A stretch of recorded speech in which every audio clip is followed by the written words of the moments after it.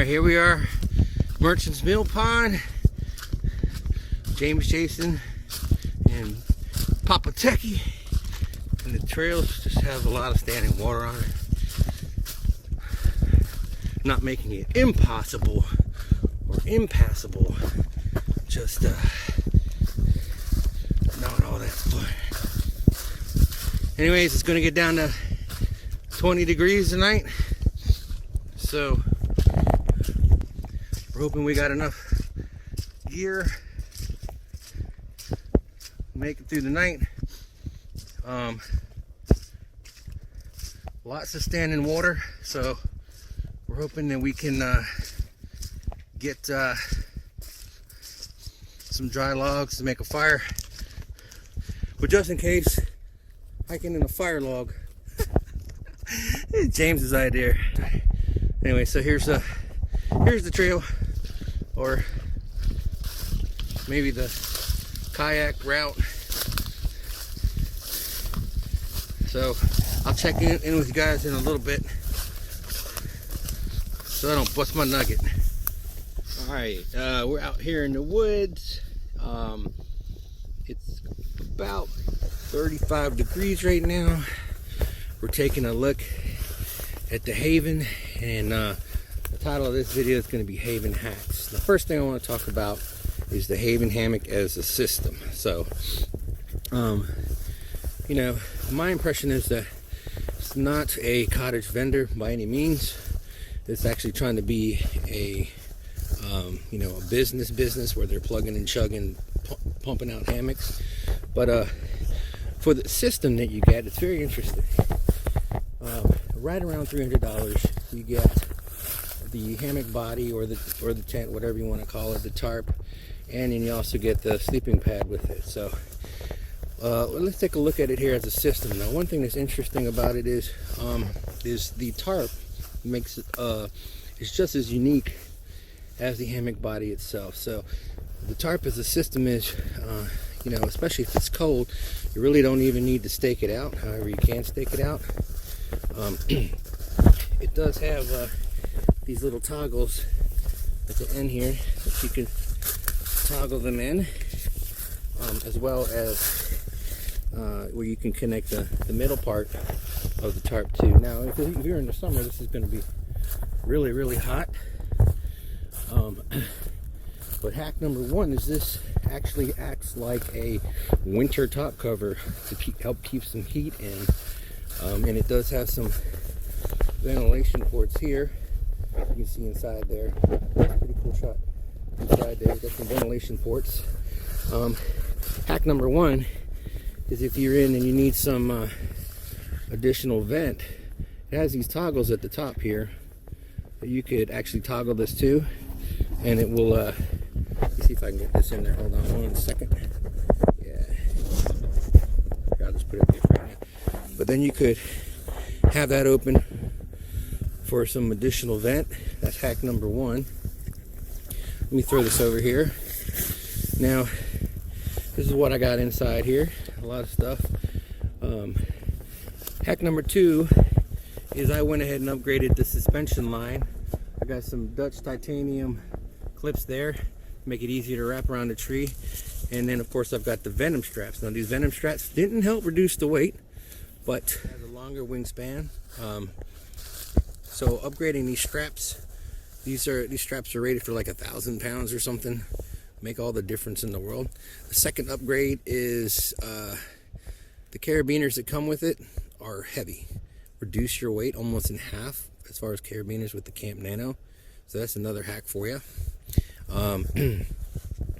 Looking here, additionally with the suspension line, you'll see that I have here some Mantis clips from Dutch, and then some Zinget, and some just a carabiner. You can just use any cord you want, but the reason I have that is if you want to use a different tarp, you can use a 10-foot tarp is probably best, or you can use an 11-foot. The only thing with 11-foot is your tarp going to be much higher, because the top of this is about 105 inches from like the carabiner to carabiner, so it's a really short distance in between the hammock. So you have an extra foot or so on the end if you use an 11-foot tarp. But that's like another hack here, that if you wanted to run the same tarp on the same suspension, you could do something like this. It doesn't have to be the Mantis clips, but it could be another carabiner if you want, any kind of line that you want. Another hack is you can use a double-ended stuff sack, and if you take this off, you take the top off that comes with the hammock, you want to wrap that stuff sack around here, leave one end open, and on the other side, I went ahead and just cut an old stuff sack that I had, and so one end is just open. And basically what I'll do is, when I take this tarp off, if I'm using a different tarp, I'll wrap this end around, because what I found is rain will hit this if this is exposed, and will hit this mule tape and will go right through here and will go right into here, and it will saturate the body. But with the natural system here, it doesn't, it breaks the water right there. You're not going to have any issue with water coming through here at all. They also seam tape here, so that's good. Now I will tell you though that this tarp does get saturated, so I did upgrade to a sil poly. I just didn't bring it for this weekend. You can be flexible with it, but again, he's not a cottage vendor, so he's not going to make your custom tarp. He's trying to get them out the door. I will say that this batten down the hatch thing, here's another hack. You're going to want to put some silicone sealant there, because what will happen is this will get saturated.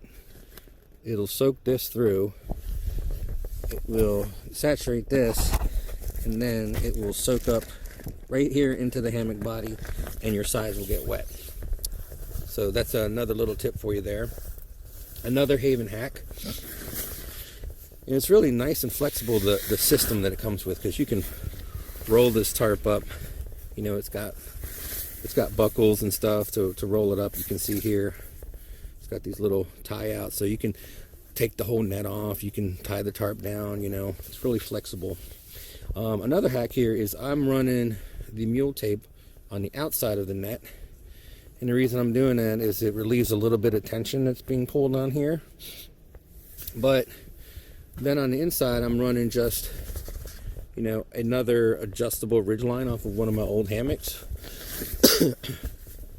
So this is an adjustable ridge line. And what that hack does, besides just relieving the tension off the net, it allows you to use anything else on the inside that you want on your normal setup. So like, maybe you have that little magnetic thing you can hang from your phone from, or pocket organizer, so you can bring all that stuff back, and then you can adjust the tension with this. So that's another Hammock Haven hack for you. Another Hammock Haven hack for you here are these Rudo Lacuro carbon fiber poles. So these are not the aluminum poles that come with it. These are carbon fiber. They are like half of the weight of the aluminum poles. Super light, super strong. They're about $60. So all these hacks are and upgrades, they are going to cost you additional money, but that's because Hammock Haven is trying to get out the door at the lowest possible price point, get these hammocks into people's hands. I'm just showing you some upgrades that you could do. Another upgrade that you could do is underneath here on top, I've got reflectors. So this comes in rolls at Lowe's. It's relatively inexpensive. I've got it on top of the insulated pad. What I found in the winter when it gets cold, that the insulated pad probably is only good to about 40 degrees, even though it says it's an R4 value. I would not take that below that without some sort of extra insulation, and this Reflectix works great. In the summertime, you wouldn't want this. It would be too hot. Excuse me. They do sell a neoprene cover, Hammock Haven does, but it weighs about 2 pounds, so it's a little bit heavy. So wouldn't want to drag that out in the woods. The Reflectix is really light. It's about half the weight of Hammock Haven. So as a system, it's really flexible. You get out there in the outdoors. You get camping. It's all you need. And I think as a system, it's easy for a newbie to come in and set one of these things up. You don't really need to learn too much about angles and ridge lines and how to even stake a tarp out. It doesn't come with any hardware necessarily. It does come with hardware for the tarps, but the hardware that it comes with is actually heavy. So the lines and the stakes that it comes with it's good quality, but it's heavy. There's lighter options out there. You set up your own zinc lines. It doesn't come with line tensioners, so you can make your own line tensioners, and it will help keep the tarp a little bit tighter, because by design this tarp is supposed to be saggy. I know a lot of people don't like saggy tarps, and also it's short. You don't get a lot of coverage underneath there, but you know it will work a little bit. You get some coverage. It will get you through. So it's a beginner system, or someone who's just getting into camping or hammock camping. This gets you off the ground. It's a real comfortable flat lay. It doesn't get any flatter than this. I mean, I'm pretty sure there may be some other similar ones, but this is pretty flat.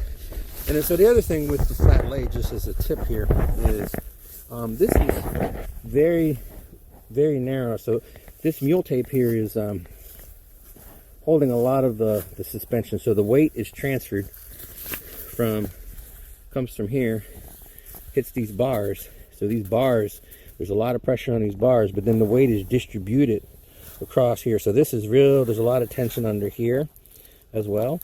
And since it's I think it's like 29 inches, I don't remember wide, but it's really narrow. So if you're a really big person, you're gonna have a hard time with this rubbing into your shoulders, make it cold shoulders.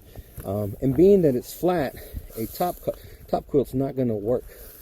The reason I say that is because you have there's no burrito effect that you would normally have on a regular hammock. So probably a sleeping bag will work best, because your body is so close to the wall of the hammock. So just another tip there in case you're looking at it. But again, most people just getting into camping probably don't have top quilts. They probably have sleeping bags, and they're probably not going deep winter camping either. Car camping, this is a good thing for a car camper. It's got a lot of pockets and things here, so you can put your stuff inside of the hammock, not necessarily outside of the hammock. So also, this could be a unique system for someone who's older, who is trying to get into staying hammock camping. They're already in hammock camping, and they're trying out, maybe they're trying out the different war bonnets or different bridge style hammocks, and they want to try another bridge style hammock. The interesting thing about this is it's not as wobbly as most bridge hammocks. So the wobbliness is up here. If you try and sit up and put your weight up here, if you're trying to stand up in, it'll get wobbly.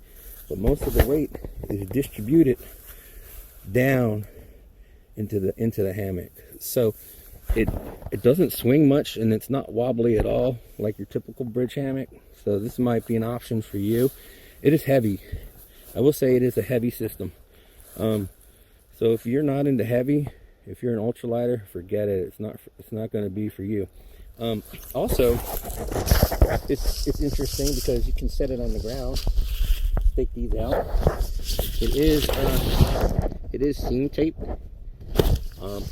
I don't know exactly how waterproof it is. I wouldn't want to put it on the ground on a regular basis, but if you are in a situation, where you need to go to the ground, maybe you thought you were going car camping, you get to the campsite, it's an RV site, and they're like, no, you can't hammock hang from the trees. You could put this on the ground and it will work. But other than that, that's about all I have to say about it. I like it. I'm going to be trying it out here a couple nights. Don't know if I'll stay with it. We'll see. That's yet to be determined. Some improvements, of course, would be different materials. I think that would be a major improvement. So it would be nice to have these zippers as YKK zippers, because you can see that it does pull a little bit on the teeth. I added this. It doesn't come with this. This makes a big difference too. Also, the hammock body could be made out of maybe like ion material or argon, and then there could be a bottom bathtub floor made out of a better material, because I'm not too sure, my experience with the tarp on how well this will hold up on a lot of ground usage. And then, of course, some sill for the tarp, help to reduce the weight. I think the tarp was coming in at about over a pound for the tarp, so that's a lot of weight for a tarp of this size. I don't recall, but the whole system was somewhere around 5 to 6 pounds, so that's pretty heavy.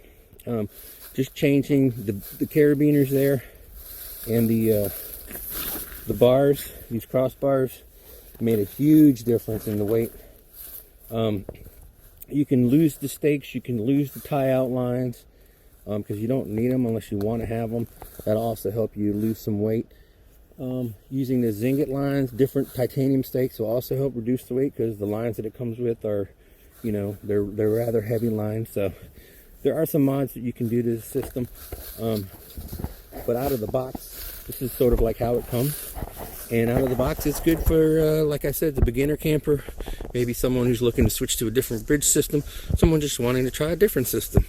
But since they're manufacturing these plug and chug, they're not cottage vendors, so asking for upgrades is probably not top of their list.